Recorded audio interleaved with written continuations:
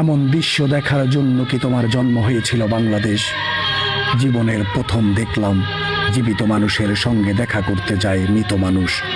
কারাগারের লোহার শিকের ভিতরে দাঁড়িয়ে একজন জীবিত মানুষ, আর বাইরে কফিনে শুয়ে থাকা তার পুরো পৃথিবী। ছাত্রলীগ করার অপরাধে মিথ্যা মামলায় বন্দি সাদ্দাম, অথচ শাস্তি পেল তার স্ত্রী আর 9 মাসের নিষ্পাপ শিশুটি। হাজার দুঃখ, অভাব আর অপমান বয়ে নিয়ে সাদ্দামের স্ত্রী যখন মৃত্যুর পথ বেছে নিল, তখন রাষ্ট্র ছিল নীরব, আইন ছিল অন্ধ, মানবতা ছিল নিখোঁজ। সাদ্দাম পেল না স্ত্রীর জানাজা, শেষ বিদায়ে জানাজার অধিকার পেল না 9 মাসের শিশুটার কপালে।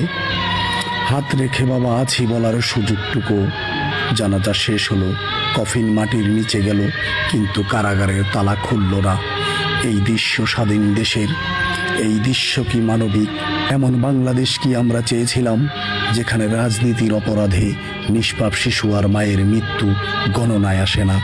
মনে রেখো বাংলাদেশ, এই কান্না নিষ্পাপ একটি ইতিহাসের পাতায় আগুন জ্বলে উঠবেই।